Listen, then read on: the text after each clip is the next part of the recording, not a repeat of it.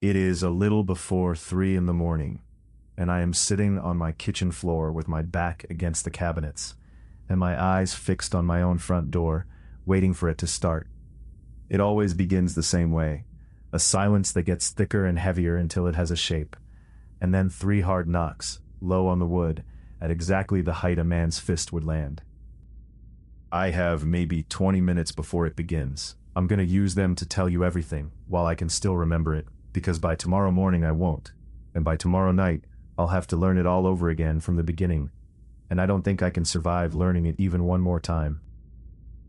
It started 3 weeks ago, the day my downstairs neighbor died. Mr. Adler was the kind of man you only really notice once he's gone quiet. For 2 years he lived in the apartment directly below mine, and for 2 years I knew him mostly as a set of sounds coming up through my floor. He had a bad leg, the left one I think, and the sound of it was the soundtrack of my evenings. The slow, heavy drag of his foot across the boards, from the kitchen to the chair, from the chair to the bathroom, from the bathroom to the bed. Drag, step. Drag, step. I could have drawn you a map of his apartment from the sound of him crossing it. I knew when he was making tea. I knew when he couldn't sleep.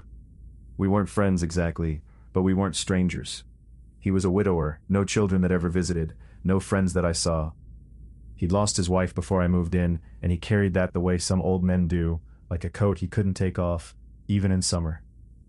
Sometimes, when I passed him on the stairs, him going down one careful step at a time, both hands on the rail, he'd stop me and talk, and I'd stand there and let him, because it cost me 10 minutes, and it was clearly the only conversation he was going to have that day. He talked about the weather, he talked about his wife, and more than once, near the end, he talked about the noise. That's the part I want you to hold on to, because it didn't mean anything to me at the time and it means everything now. Mr. Adler thought I was loud at night. He said he heard things through his ceiling, through my floor, in the small hours, dragging, thumping, a heavy, slow movement back and forth across the apartment above him, for an hour or two at a time, always long after midnight. He asked me, gently at first, and then less gently, to keep it down. And every single time, I told him the truth as I knew it, that he must be hearing the building settle, or the pipes, or a dream, because I lived alone, and I went to bed early, and I slept like the dead. I never heard a thing. I told him that with my whole chest, because I believed it. I believed a lot of things, back then, that turned out not to be true. 3 weeks ago, the dragging downstairs stopped. I didn't notice it the way you notice a sound. I noticed it the way you notice a clock that stopped ticking, a wrongness in a room you can't immediately name. The apartment below mine had gone silent, and not the silence of a man asleep, a flatter silence, a silence with no breathing under it. After 2 days of it, I went down and knocked on his door, and there was no answer, and the smell that came under the door told me what I already, somehow knew. I'm the one who found him. I want to be precise about that, because it is one of the few things from that week I can still see clearly, and because I have come to understand that the clarity itself is a kind of lie. I called the building manager. He let me in, and there was Mr. Adler, in his chair, gone, peacefully, the paramedics said later, the way old men with bad hearts and worse loneliness sometimes simply go. I remember the manager swearing softly. I remember the paramedics, and the bag, and the careful, terrible weight of it, as they carried it down the stairs he'd taken one careful step at a time, for 20 years. I remember thinking that no one would come, that there was no one to call, and there wasn't. So I'm the one who signed for things.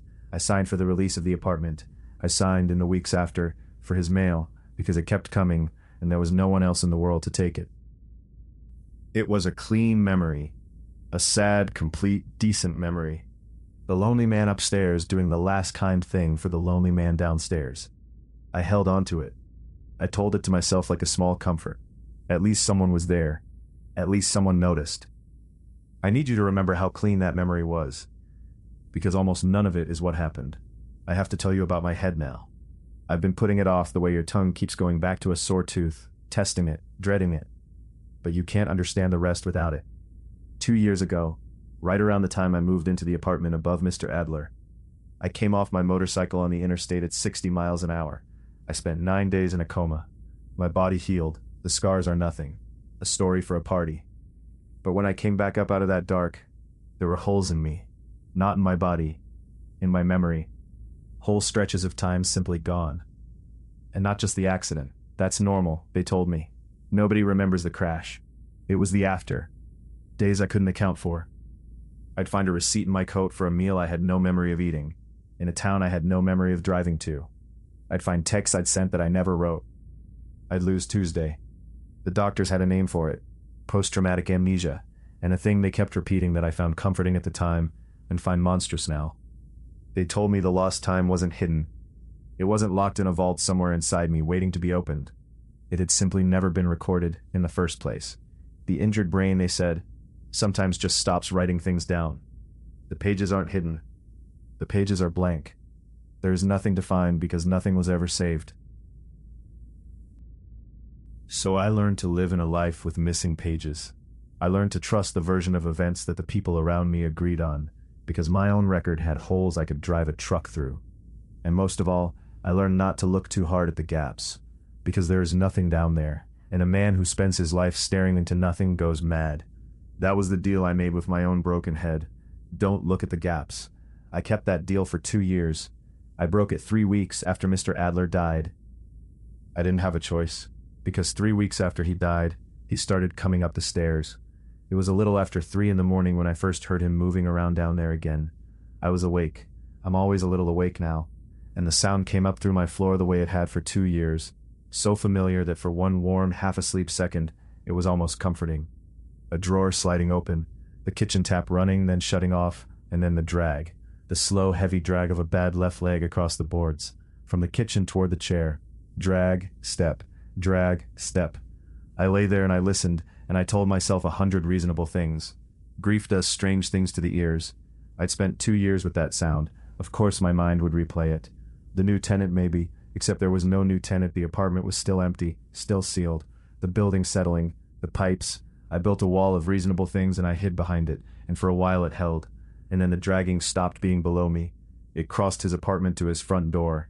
It went out into the stairwell, and it began slowly, one bad leg step at a time, to climb. I have never been so afraid as I was listening to that. Drag, step, drag, step. The particular groan of the 4th stair from the bottom that I'd heard 10,000 times. He was coming up, and there was a long, awful patience to it. A man with a bad leg does not climb a flight of stairs quickly, and so I had to lie there and listen to every single step of it, for what felt like an hour, until the dragging reached my landing and stopped on the other side of my door. There was a silence then, a silence that thickened and heavied, until it had a shape, and then 3 hard knocks low on the wood. I did not move. I could not. I have read that there is a 4th response to terror past fight, flight, and freeze, that some animals in the jaws of a thing simply stop, go limp, surrender. That's what I did. I lay in my bed at 3 in the morning and surrendered, while my heart slammed and my dead neighbor knocked on my door. 3 more knocks, and then his voice, low and wet and patient, on the other side of 2 inches of wood, saying something I could not make out, something with a rhythm to it, something he repeated. I couldn't catch the words, but the sound of it landed in me like a key in a lock, because it was familiar. Not familiar like a neighbor, familiar like my own handwriting, familiar like a smell that drops you, with no warning, into a room you'd forgotten you ever stood in. The knocking stopped. The voice stopped. I never heard him go back down. And then somehow, it was morning. The next day arrived the way mornings always do after a night like that. Too bright, too ordinary, the kind of daylight that makes you feel insane for what you were so certain of in the dark. By the time I'd finished my coffee, I'd talked myself most of the way back to normal. I found the man's body 3 weeks ago. Of course my grief was handing me his footsteps. Of course it was. Then I went downstairs to check his mail, the way I had every day since, and Mr. Adler's door was standing open. Not forced, not broken, just open, the way a door stands open when someone has walked out through it, and on the inside face of it, at exactly the height a man's fist would land, the wood was gouged. 3 deep marks, a gap, then 3 more, splintered and raw, as though something had knocked there not to be let in, but to be let out. I stood in that doorway for a long time. I told myself a maintenance worker had done it. I told myself the marks had always been there. I told myself the door had been left open by the manager, weeks ago, and I'd simply never noticed. I was very, very good by then, at telling myself things. 2 years of practice not looking into the gaps had made me an expert at building a smooth, clean story over the top of a hole. But that night the knocking came back, and the night after, and every night after that. It was always the same, and it was always worse. 3 hard knocks, a silence with a shape. 3 more. But it was climbing. Not the stairs, those it had already learned. It was climbing closer to me through the nights themselves. The first night, the knocking had been at my door, yes, but distant somehow, like a thing happening to someone else. By the third night, I could feel each knock in the floorboards through the soles of my bare feet. By the fifth, I could feel it in my teeth. And the voice came clearer every night. Still those same few words, that same patient rhythm, repeated and repeated, but sharpening, the way a radio sharpens as you turn the dial, until I was close, so close, to understanding what my dead neighbor was saying to me through my door at 3 a.m. I stopped sleeping. I want you to understand what that does to a person, stacked on top of everything else. And I started keeping every light in the apartment burning all night. And I sat on the kitchen floor with my back to the cabinets and my eyes on the door, the way I'm sitting right now, telling you this. I called the building manager and told him I was hearing things in the empty apartment below me. He humored me, sent someone to check, found nothing, an empty, sealed, undisturbed apartment, the door, he noted, firmly shut. He suggested, kindly, that grief and exhaustion can do strange things, and that I should maybe talk to someone. He was right about more than he knew. If this is getting under your skin the way it's still under mine, there's a new story here every night, and somebody awake on the other side of it. Subscribe and stay, 'cause I'm about to tell you what the words were. And once you've heard them, the whole thing turns over, and you'll see it the way I finally had to see it. On the 5th night, I finally understood him. He wasn't pleading, he wasn't asking to be let in. He was repeating something, the same short string of words over and over, in that drowned and patient voice. And when the dial finally turned all the way and the words came clear, my legs went out from under me, and I sat down hard on my own kitchen floor, because I knew them. They were words I had said. I didn't know when, I didn't know to whom, or why my own sentence should be coming back to me through a dead man's mouth in the middle of the night. But some buried, papered-over part of me knew exactly when I had said those words. Some part of me down in the blank pages knew precisely what my hands had been doing while I said them. I had been listening for 5 nights, to my own confession, knocked back into me 3 hard beats at a time, until I was finally ready to hear it. I don't know how long I sat on that floor, but somewhere in the dead middle of that night, the missing pages came back. Not gently. All at once, the way a held breath comes out, the night I had never recorded poured back into me through the hole in my head, and I remembered. I remembered going downstairs, not 3 weeks ago. Longer. I remembered going down to see Mr. Adler, not to find him, to see him, because we had argued, again, about the noise. The dragging and the thumping he swore came up through his ceiling from my apartment in the dead of night, from the place where I lived alone and slept like the dead. I remembered him opening his door on that bad leg, that slow familiar drag, tired and frightened, because by then he wasn't angry anymore, he was afraid.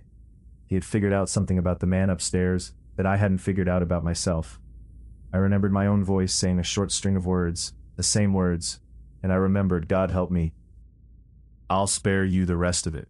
I'll spare myself. But I remember the quiet afterward, the specific total quiet of a downstairs apartment with no one alive left in it.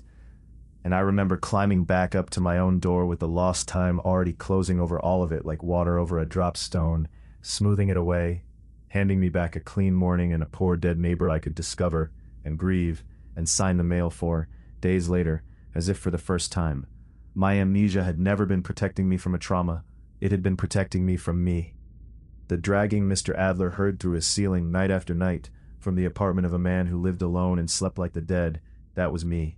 In the gaps, in the blank pages, doing God knows what in the hours I never recorded, until the night the thing I did in those hours was him.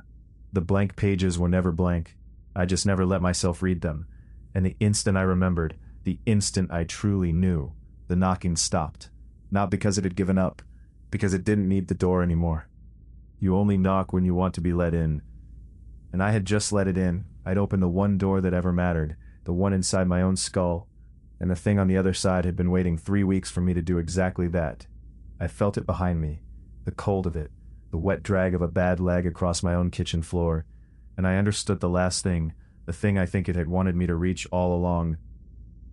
This was never Mr. Adler. Mr. Adler was dead. He was 3 weeks in the ground, and wherever the quiet, lonely ones go when they go, he had gone there, and he was not in my kitchen. The thing that wore his shape and dragged his leg and gave me back my own confession in his drowned voice was something else, something older, something that does not come for the dead, it comes for the ones who made them. It had only needed me to remember what I was, because a punishment is not a punishment if you don't know what it's for. It laid a cold hand on the back of my neck, gentle as a friend, and bent down to my ear, and in a voice that was no longer Mr. Adler's and no longer mine. In its own voice, at last, it told me what we were going to do. It told me we were going to do this every night, that it would knock, and I would forget, and I would grieve, and I would remember, and it would be new and total and unbearable every single time, forever. Because that is what I had bought myself, in the quiet of that downstairs apartment. I'm not going to tell you how long I lasted after that. Longer than you'd think. The mind is a stubborn survivor, even when it has nothing left to survive for. And the thing kept its promise. Exactly. Every night the 3 hard knocks. Every night the forgetting, so the grief came back clean and total. The lonely man mourning the neighbor he'd found. Every night the remembering, so the guilt arrived new and raw. The killer learning his own hands all over again.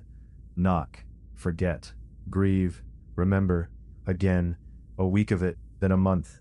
I stopped going to work. I stopped opening the curtains, because daylight had stopped meaning safe. I watched myself come apart in the bathroom mirror, a man aging years and weeks, hollowing out, until by the end I genuinely could not tell which version of me was the real one, the one who didn't know what he'd done, or the one who could no longer forget it. There was only one door left that the thing could never make me open again. And one night, somewhere down in the part of me that was still mine, I understood that it was the only way the knocking would ever stop. I'm not going to tell you what I did. It doesn't matter what I did. What matters is that I was wrong, because the knocking didn't stop. It just changed which side of the door I was on. There's a new tenant in my old apartment now. A quiet one, keeps to himself, lives alone, sleeps like the dead.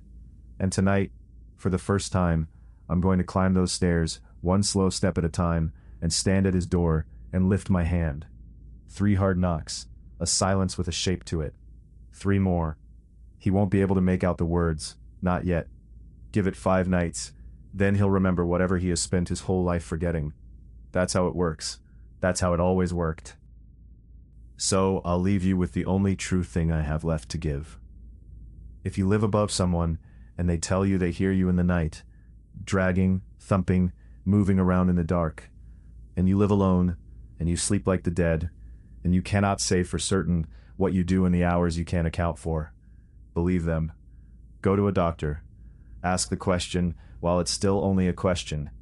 Ask it before someone else has to ask it for you. If this one's going to follow you to bed tonight, subscribe. There's a new story here every night, and a light left on, and someone awake on the other side of it. And if you're ever the one sitting on the kitchen floor at 3 a.m, waiting for the knock, please, tell someone before tonight. Don't wait for it to tell you first.